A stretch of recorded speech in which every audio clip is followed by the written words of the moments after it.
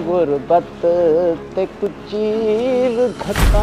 और जाहिल इंसान, अंधा हो गया है, सारे कपड़े मेरे गिले कर दिए हैं, देख के काम नहीं होता तुझसे। मालिक मुझे माफ कर दे, मैंने जान के नहीं किया, गलती हो गई, मैंने आपको आते हुए देखा नहीं है। होश में रहकर काम करेगा तो दिखाई देगा ना। मेरे लाखों के लैपटॉप के ऊपर तुमने पानी फेंक दिया, दफा हो जाए यहाँ से, आइंदा मुझे यहाँ दिखी ना तू। मालिक ये जुल्म ना करे, मैं आपका पुराना मुलाजिम हूँ, मेरा आपके अलावा कोई और सहारा नहीं है, मैं कहाँ जाऊँगा, बस एक दफ़ा माफ़ कर दें। और मैंने कहा निकलो यहाँ से और जाके अपना कोई और ठिकाना ढूंढो। सर अब मूड खराब कर दिया मेरा, इतनी इंपॉर्टेंट मीटिंग थी मेरी, मैं वापसी आऊँ तो यहाँ ना दिखो तुम मुझे, बदतमीज इंसान।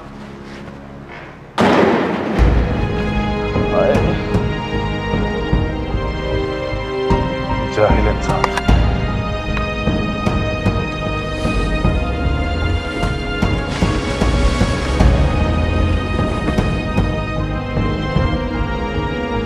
हाँ भाई, इधर कैसे बैठे हो? तुम्हें पता भी है आज इतनी इंपॉर्टेंट मीटिंग है, जल्दी से मीटिंग हॉल में पहुंचो। मुझे बस आज एक जाहिल की वजह से देर हो गई, और तुम्हें पता भी है आज जो प्रोजेक्ट हम करने जा रहे हैं इसकी वजह से हमारी कंपनी के तमाम मसाइल हल हो जाएंगे। सर वो मीटिंग भी कैंसिल हो गई है। आफ्ताब इंडस्ट्रीज ने अपने सारे प्रोजेक्ट्स हमारे कंपटीटर्स को दे दिए हैं और हमारी कंपनी से अपने सारे शेयर्स उठा लिए हैं। क्या?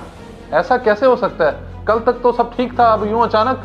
तो मैं ऐसे करो, मेरी बात करवाओ उनसे, अगर ये प्रोजेक्ट ना हुआ ना तो हमारी कंपनी बर्बाद हो जाएगी, बहुत लॉस होगा। सर मैंने बहुत कोशिश करके देख ली पर वो नहीं मान रहे, और हमारी कंपनी के अकाउंट में जो अमाउंट है उससे हम कंपनी का आधा कर्ज ही उतार पाएंगे, बाकी का कैसे उतारना ये आपसे पूछना था। एक मिनट रुको, कुछ समझ नहीं आ रहा कि आनंद फानंद ये सब क्या हो गया, एकदम से मैं कैसे रोड पे आ सकता हूँ। सर प्लीज़ आप हौसला रखें, हमने कंपनी का लोन भी उतारना है और एम्प्लॉय की पेमेंट भी क्लियर करनी है। अगर हमें आज वो प्रोजेक्ट मिल जाता तो सब कुछ ठीक हो जाता, मगर अफसोस। अच्छा हौसला करो, तुम ऐसा करो, मेरी गाड़ी सेल करके बाकी की पेमेंट्स और लोन उतार देना, और घर तो पहले ही गिरवी था, उसके पेपर्स भी तुम्हारे पास ही होंगे, कंपनी के लॉयर से बात भी कर लेना। पर सर जी आप कहाँ जा रहे हैं? बस ये तो मुझे भी नहीं पता।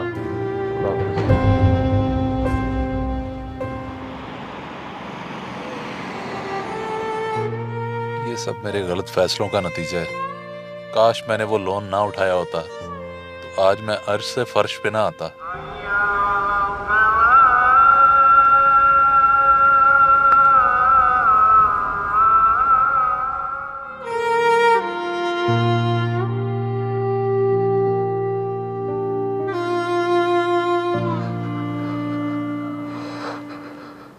बेटा तुम कौन हो? आज मैं पहली मर्तबा तुम्हें यहाँ देख रहा हूँ और काफी परेशान लग रहे हो, मुझे बताओ क्या बात है? मौलवी साहब मैं बर्बाद हो गया, चंद ही लम्हों में अर्श से फर्श पे आ गया, मेरी तो समझ से बाहर है कि मेरे साथ ये सब क्यों हुआ है। हौसला रखो बेटा और मुझे तफसील से बताओ, शायद मैं कोई हल बता सकूं। मौलवी साहब सब कुछ ठीक चल रहा था, आज एक मीटिंग थी। सर वो मीटिंग भी कैंसिल हो गई है। आफ्ताब इंडस्ट्रीज ने अपने सारे प्रोजेक्ट्स हमारे कंपटीटर्स को दे दिए हैं और हमारी कंपनी से अपने सारे शेयर्स उठा लिए हैं। अगर ये प्रोजेक्ट ना हुआ ना तो हमारी कंपनी बर्बाद हो जाएगी। हमने कंपनी का लोन भी उतारना है और एम्प्लॉय की पेमेंट भी क्लियर करनी है। बेटा कहीं ऐसा तो नहीं कि तुमने किसी से उसका आसरा छीना हो और अल्लाह ने तुम्हें बेआसरा कर दिया? मालिक ये जुल्म ना करे, मैं आपका पुराना मुलाजिम हूँ, मेरा आपके अलावा कोई और सहारा नहीं है। बेटा तुम किस सोच में गुम हो गए हो? मैंने तुमसे पूछा कि तुमने किसी के साथ ज्यादती तो नहीं की? जी आज सुबह ऑफिस जाने से पहले मैंने अपने एक पुराने मुलाजिम को काम से निकाल दिया था, लेकिन ये कैसे हो सकता है कि उसकी वजह से ये सब कुछ हुआ हो? बेटा रिज्क देने वाली जात अल्लाह की है, पर वो वसीला इंसान को ही बनाता है। हम में से हर शख्स दूसरे इंसान के रिज्क का वसीला है। बेटा अगर तुम वसीला बनने से इनकार करोगे तो तुम्हारे हिस्से का वो रिज्क जो उसके वसीले से मिल रहा था तो वो खत्म हो जाएगा। क्या मतलब है मौलवी साहब?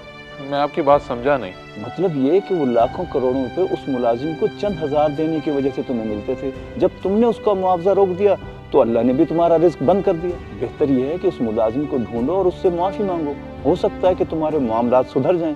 आप ठीक कह रहे हैं मौलवी साहब, इतना पढ़ा लिखा होने के बावजूद भी इतनी बड़ी बात मेरे अकल में ना आई। ये सीख तो हमारे तालीमी इदारे भी नहीं देते।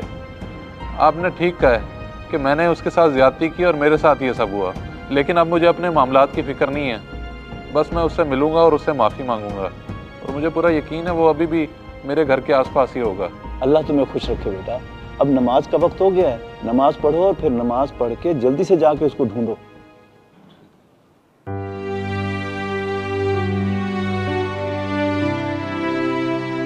रमज़ान, तुम अभी तक यहाँ बैठे हो? मैंने तो तुम्हें जाने का कहा था। मालिक मैं कहाँ जाता, मेरा और कोई ठिकाना नहीं है। मैं आपका इंतज़ार कर रहा था कि आप आएंगे। मैं आपकी मिन्नत करूँगा कि मुझे एक मौका दे दे। नहीं रमज़ान, आज मुझे ज़िंदगी का सबसे बड़ा सबक मिल गया है। मैं अपने किए पे शर्मिंदा हूँ, जो मैंने सब तुम्हारे साथ किया। मुझे माफ़ कर दो।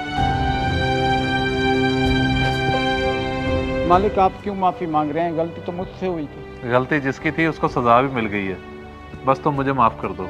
मालिक ऐसा ना कहें, मुझे आपसे कोई शिकायत नहीं है। इस वीडियो को लाजमी शेयर करें, हो सकता है आपकी वजह से कोई राह रास्त पे आ जाए।